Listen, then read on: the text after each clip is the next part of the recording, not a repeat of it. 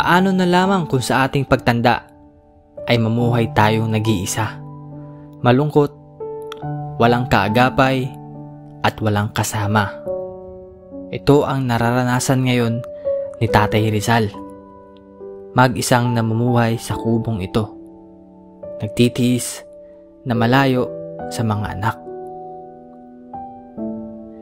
Dati raw ay sinusuportahan siya ng kanyang mga anak, ngunit kalaunan ay natigil ito. Kaya napilitang itong mangalakal upang masuportahan ang mga pangangailangan.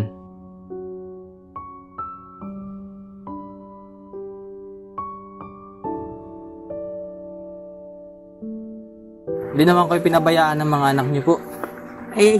Sa ngayon, parang ako pinabayaan na nila.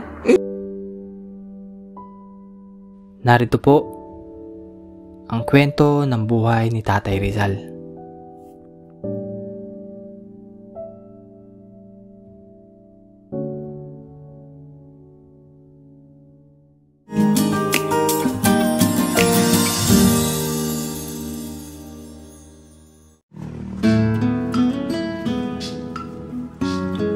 Baba.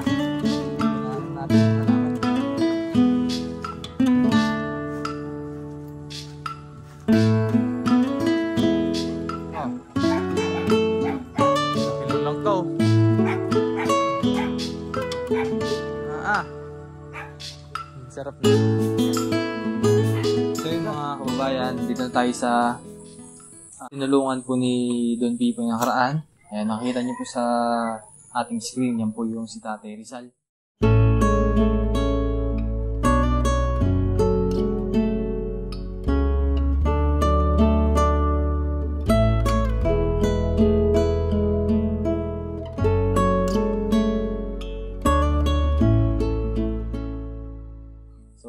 Personal po namin pinuntahan dito sa kanilang bahay para maabutan din po natin ng tulong. At grabe po yung bahay niya. Ito po yung aming nakita ngayon, no? Puro plastic po yung bubong niya. At halos po trapal po yung mga dingding niya, oh. Ilan taon sa tatay ito? 72. So parang 2 taon lang po yung edad niya na agwat kay Tatay Jesus, taga Bansud. So tara po din. Hello Tatay. Gandang hapon no? Gandang hapon po sa inyo. Ay. Ito pala yung bahay ni Tatay oh. Ayan. Tatay wala po yung ilaw? Wala. Mabili na kadila. Oh. Ito pala na lang. Madalang umuwi dito at naroon ang pagkabuhayan ko nasa sa bayan kahit kaunti lang. Basta ako kumain. Hey, kamusta po ang buhay din ni Tatay? Okay rin naman po ang buhay ko. Ilang taon na kayo? Pero talagang mahirap ako. Ilang taon na po kayo? 69. Pa-70 na, 1954 ako. Pagdating ng 54. 54 years old na. 2024. 70 na ako. Bali 69 na. 69. 69 na ako. So si Tatay po kasi yung nakita po ni Don Pipin na kakalakal po sa Pinamalayan. At yun nga po yung... Sino po kasama nyo dito, Tay? Pero lang po. Wala kayong kasama dito? Lang po ako dito. Ay ako ako ng aking mga anak doon. Ay sabi ko lalo ako madaling mamatay dito. Masarap nga kain pero walang laya. Naroon lang. Pero taga saan po kayo talaga? Nakakalaga na lang po. Ay sabi ko yun lang para may lumakas ang katawan ko. Pero taga saan po talaga kayo? Taon mo taga rito ako. Ay saan yung mga anak ninyo? Ay nasa Manila po lahat. Mga professional driver lahat yun. 4 na lalaki, 1 babae. Ay alam po ba na ganito yung sitwasyon nyo dito? Na nangangalakal po kayo?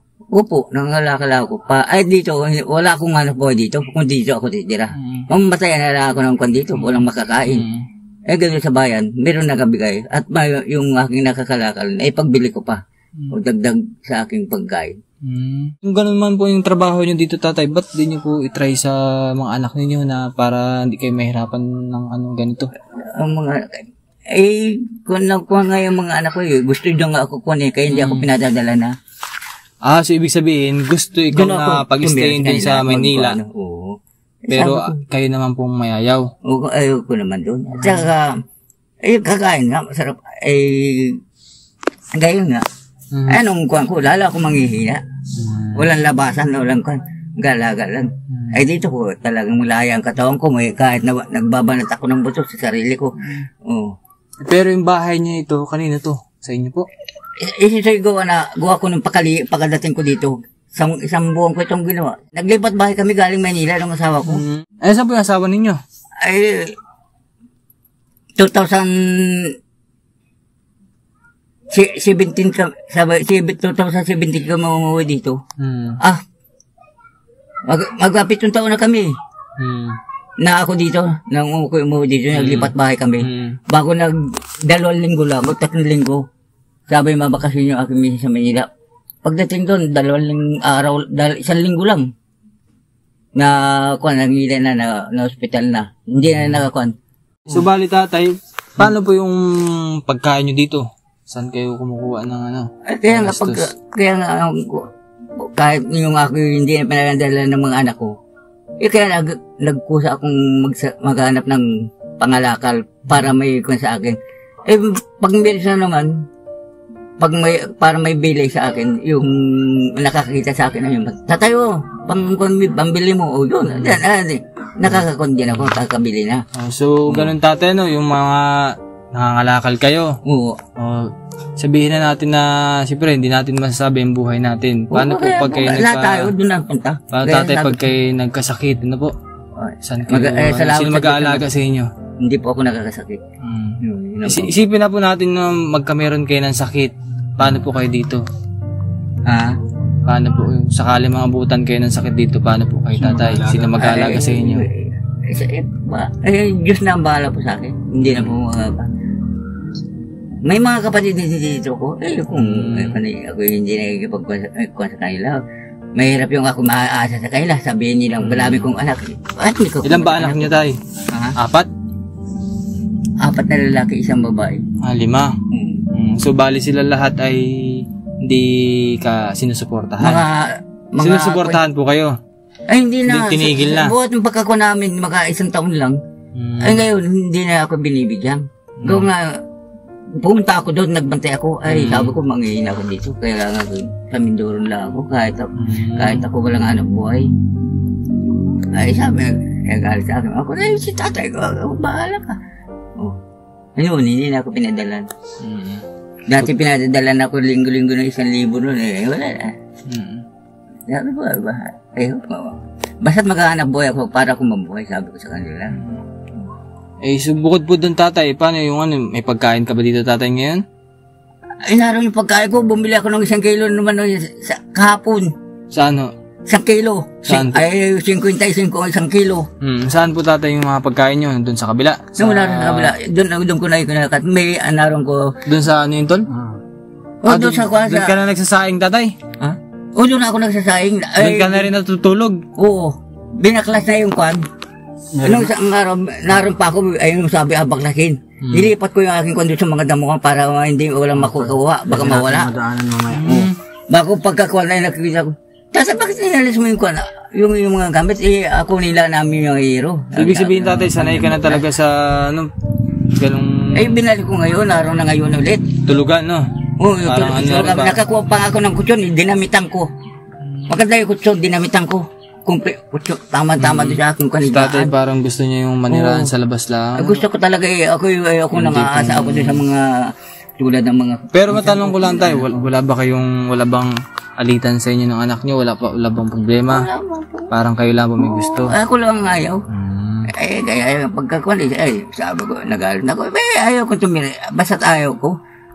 Yung sabi ko, nagalit nila sa akin. Kaya yun, nagdamdam na sila. Siyempre, hindi naman natin mapipilit na di sila magalit dahil yun po yung gusto nila. Parang gusto lang nila na mailagay ka sa maayos. Pero gusto nyo po magtrabaho dito po. Dito naman si Renji ako maganda rin ang lagay ko dito Oo. Kahit ako naghihirap, basta tayo kumain, okay na sa akin. Gusto mo Lalo kung may mga tulad yung may tutulong sa akin, hindi ahaba pa rin ang buhay ko. Grabe.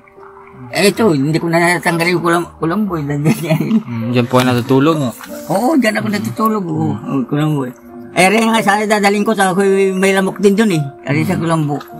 Gusto ni tatay sa labas panirahan. Siyempre tatay, paano ngayon ulanin? Ay, hindi man, kahit kamusta? malakas ang bulan, hindi man. Wala naman po dito tumutulo. Wala. Ang bubong niyan, 3, 4 na nasanib. Dahil palang... Oo. Ang unang bubong niyan, ay yung Sa pinyo, no? Kung natuloy yung pawid. Bago kinanan ko ng tarpaulin. Complete yun. Bago kinanan ko ng luna, yung makapal na luna. Bago na, pang-apat ay yung nakakita ko ng swimming pool na mas nalalong matibay. Swimming pool ang bata malapad, bili ako. Pinadubli ko ngayon dyan, bago mga plastic na matitibay. Kaya walang tuloy ito. Pero kanino pong lupa ito, tatay?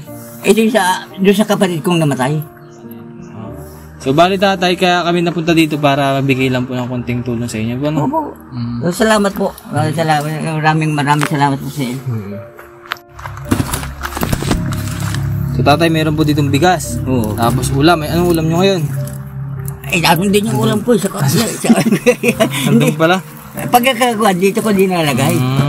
Pero madami kong lagayan dito para hindi magkain ng ganyan. Balikan ko bukas o di kayo. Mapunta pa ako doon. Ito ang mga lagayan ko. Para hindi makain ng daga. Meron pa ako nito ikaw. Para hindi magkakain ng daga. Talaga may lagayan siya, no? Meron din ako isa doon sa bayan na ganito. Sabi na ang nakalagyan. Aba, may lalagyan pala talaga kay tatay. Hindi ba kung baga ng daga yan ay arete kasi eh. Kasi alagay ko pa eh. Hindi na ako nakakapag-ayos dito. Busy ako sa pagpupanagpan ng mga kalakal. May lusog pa ako pag nag-gahimalay. Nagabayo ko. Nagabayo na po kayo dito ng ano? Oo, may halo, dalawang halo ko. Ginawa ko din lahat yan. Ginawa ko din yung mga lusog na yan. Dito natin ilalagay para hindi magkwan. Sige po. Ito tatay, meron ditong bigas. Tapos mga noodles. Ito na lang. Sige. Abot natin natin. Buko kong banandaga yan mga kwan. Bukas maparito ako. Sige po. Sa inyo naman po yan. Sa inyo naman po. Ay maraming salamat sa inyo. Kahit hindi ko kayo makakilala pa. Ay gusto ko kayo makikilala eh. Ito po si Pipoy. Pipoy. Opo. Ako po si Ren. Ren? Oo, Ren. Ako si Rizal. Kung tawagan dito yung bayani. Manggubat. Manggubat. Oo. So matanong ko lang tatay, gaano katatag si Tatay Rizal? Gaano po katatag kayo sa buhay? Siguro, mga sir, mga bata pa kayo, baka abutin pa ako ng 100. Basta maganda ang aking panambuhay. Basta laging gumagalaw po, no? Kahit ako nangangalakalaan, siguro yung mga kanyang, baka dadaigin ko pa sa kwan, sa tibay ng katawan. Basta may kumpletong pagkain. Yun gusto. Pero sa edad mo po ngayon, wala naman po kayo nararamdaman. Wala naman po kayo nararamdamang iba. Wala man po. Ay, magkano naman tatay ang kinikita nyo pala sa pangangalakal? Ay, pag minsan yung tumbas ko lang sa magapon na pagkain ho? Oo. Sabi ko salamat. Ay, pag yung marami, yun, nakakako naman, may sobra-sobra naman, may pang-merinda, pang-pang. Ay, ako nang titigila sa katawan na sabihin, nag-iintay lang ako ng kwan. Ay, gusto ko yung aking katawan, mabanat ang katawan, yung mga ugat ko, hindi yung kwan. Pero hindi naman po kayo pinabayaan ng mga anak ninyo po? Nangalip po. Hindi naman kayo pinabayaan ng mga anak niyo po? Eh, sa ngayon, para ako pinabayaan na nila. Hindi na ako nagkakon sa kaila. Yun ang kanila sa akin eh. Hindi po ako nakikikila kahit ako pinabayaan na nila. Basta sa nanda po nga, ako natutulungan ng ibang tao. May hinanakit po ba kayo sa mga anak ninyo, tatay? Siguro po hindi ko masabi na talagang kung nila ngayon sa akin, sa pagpabayan nila sa akin, ay may kaunting kung ako sa kanila. Nanakit po. Pero minsan po ba, dinadalaw kayo dito? Wala man po. Ako ang gusto nila papuntahin. Sabi ko, Hindi ka na dinadalaw ho. Kaya doon ako, pinakukon sabi siya, pag Pasko dito ka tatay. Ay sabi ko, dito nila ako para ko. Pero namimiss niyo po ba sila? Ha? Namimiss niyo po sila? Namimiss ko po sila. Ayun lang. Parang hindi gusto kong pumunta. Wala, gayon din ang mangyayari. Balik din naman, gastos lang. Dito na lang ako mag-cut. Kung abutin ako dito ng kung kunin ako ng Diyos. Hanggang doon na lang, hanggang doon lang. Ano pong gusto niyo sabihin sa mga anak ninyo ngayon? May message po ba kayo sa kanila? Anong message niyo po sa kanila ngayon? Nanonood po sila ngayon? Gusto ko silang makausap. Yung Arnold, yung aking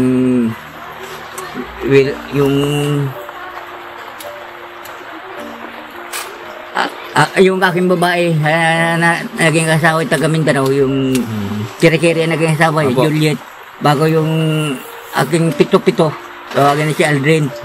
Bago yung kabunsuan ko, yung Aldrin. Ngayon tatay, nanonood po sila ngayon. Ano pong gusto niyo sabihin? Sakali man.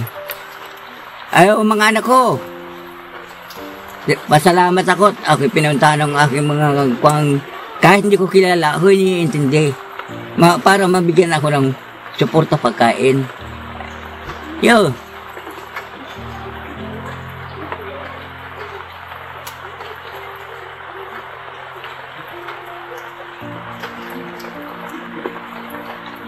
Sir, nakausap ko sila. Nakakausap niyo po sila? Makakausap ko sila. Ay bali, pag napanood po nila ito, malalaman po yung sitwasyon mo dito tatay. Ano po?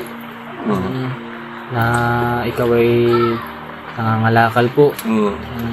At ganito po yung tahanan ninyo dito sa Mindoro. Sa sitwasyon po ni tatay ngayon ay talagang napakatatag tula, no? Napakatatag ni tatay Rizal. Oo. Kahit kahit ako yung pinamabayaan kahit na ganito po yung sitwasyon ni tatay, talagang nagsisikap siya para sa sarili niya. Ayaw ko nang aasa ako sa iba. Mas masarap yung ako yung nabibigyan ng tulad ninyo. Nabibigyan niyo ako ng pusa. O hindi ako sabihin manghihingi ng iba ng ganyan limus-limus. Hindi ako nagagupa. Basta't ko saan bigay sa akin. Natanggap ko. Kaya po marami pong salamat sa inyo. Opo. Basta tatay, ano lang po, no? Ingat lang po sa bawat pangangalakal mo, no? Opo. Sana ano po ba may gusto po ba kayong ano dito? Ano bang pangarap niyo dito sa bahay niyo, tatay? Kaya mga kakong ko po, kaya araw-araw po ako'y tumatay ng luto. Yun lang ko. Dahil po? Para mabago ang buhay ko at ako'y makatulong sa iba. At mas lalong doon sa may ibang mahihirap. May tempo rin akong gagawin ng luto. Araw-araw po tumatay ako sa dalawa. Kasi pa rin akong luto. Nagbabaka sakali tatay, no? Oo, kasali. Pag ako'y tumama, kasakaling... balatuhan nyo kami pag tumama kayo tatay, ano? Mas marami pa po ang may kung po sa inyo. Ha? Anong dami nun? Ay, paano yung tatay? Tumama ka kanina. Nawala yata. Grabe yung buhay ni tatay. Although ganun man, pero kinakaya niya. Hindi man siya nagsisisi kung ano man yung ginagawa niya ngayon. Parang... yung cellphone ko, umandar siya. Yung cellphone pala kay tatay, ano? Ngayon, kanina ko lang itinyan sa munisipyo. Nakikicharge po kayo doon? Oo, sa munisipyo ako nag-charge. Sa munisipyo ako nag-charge. Sa mga kapatid niyo po, ba nakukontak? Hindi po ako nakikikuha sa mga kapatid ko. Mahirap po yung baka may sabihin sa akin, dami mga anak, aasa ka sa amin. Kaya ako na ako susumbat-sumbatan na lang ng gayon. Ayaw po. Hindi natin nagsisisi kung ganito po yung ano ni tatay. Kaya kahit ako walang ilaw, hindi ako nagkatisa ko. Ayaw ko na ako sumbatan gayon. Ang dami mong anak. Hindi mo kaya hindi ako maasa sa mga kan. Salamat po sa inyong pagtanggap dito sa bahay ninyo, ano? Marami po din salamat. Oo, at kami ay tinanggap niyo po sa kahit konting oras niyo po yun, pinanlakan niyo kami. Ay, nainiwan ko pala doon sa kabila. Sa aking kan. Ayan. Ayun, sa mga nais pong magpalit po ng tulong, mag-message lang po kayo sa Ren Vlogs. At any amount po yung malaking tulong po yun para kay Tatay Rizal. Sa ganun po ay kahit paano po ay makapagpahinga po siya sa pangangalakal niya. Tsaka yung ilaw, walang ilaw sa tatay. Ayun, siguro po, pagbalik po namin dito, Tatay, bibilan ka namin ng ilaw. Gusto niyo ba nun? Ilaw? Ano pang ilaw? Solar? Mas masarap ngayon yung solar. So, wala din sila Maraming salamat sa inyo. Walang kurente. Wala silang kuryente. So, ito po yung pinakang ilaw niya lamang po dito sa Oo, bahay yan ang niyo. ilaw ko lang nung malakas pa yan. Yan lang po yung pinakang ilaw niya. Tayo natin to. Ay dati may mga solar ako dito nasira na lahat din Wala mga solar ko dito. Ito lang po yung pinakang ilaw niya dito sa bahay niya. Napakaliit po. Ito lang. Wala na yung mga solar dito. Tinampay, nagtatapong ko na rin Sabi ko wala na yung solar. Ito lang pala, Tatay, yung pinakang ilaw niyo dito sa bahay niyo? Wala na Dati may mga dalawang solar ko. Ay ngayon nasira na rin. Oo. Ito na lang natira. So yun guys, at ito, nakausap natin personal si Tatay at nakwento naman po niya kung paano siya napunta dito at kung bakit niya ginagawa yung pangangalakal. So, sa mga nais po magpalit po ng tulong, mag-message lang po kayo sa Ren Vlogs. Any amount po yung malaking tulong po yung para kay Tatay Rizal. Tatay, ano po, yung ingatan niyo po yung sarili niyo ha. Hindi po araw-araw ay malakas ang katawan. Ay, opo, pag mahina ang katawan ko, di na ako nakahiga na lang o hindi ako makakalabas. Ay, yung binigay namin, sana po yung makatulong. Magpahinga muna kayo, Tatay, no? Mas sobrang pong makakatulong po sa akin yan. Huwag muna kayong, kahit isang araw, magpahinga muna kayo. Ano? Para kahit paano po yung makapag-relax-relax ang katawan. Ayun na may pagkakaano, makatambay-tambay lang doon mahirap na mapabayaan mo yung pag-yung Kasi kung kayo ay nagtatrabaho para sa kakainin nyo pang araw-araw, ay meron po kaming dala. Pahinga muna kayo kahit ilang araw, isang araw para makapag-relax ang katawan. Opo. Kung mapunta pa rin naroon nyo okay lutoan, baka mawala. Yung may supper ka lang ako doon. Dati ang lutoan ko ikwan. Para sa Tatay, ano siya, tol? Kumbaga siya, Independent talaga siya. Dati kahoy ang mga kwan ko, ay sabi ko isang oras na. Hindi pa nakakaluto. Doon siya. Talagang matatag yung buhay ng Tatay. Kunyari, pag pinalis siya doon sa pinuntahan niya, malipat siya ng ibang lugar para siya maging relax. Maraming salamat po sa inyong panonood. Don't forget to subscribe Don PP Vlog and Ren Vlogs. At sa mga nais pong order po ng t-shirt, ayan po yung t-shirt natin.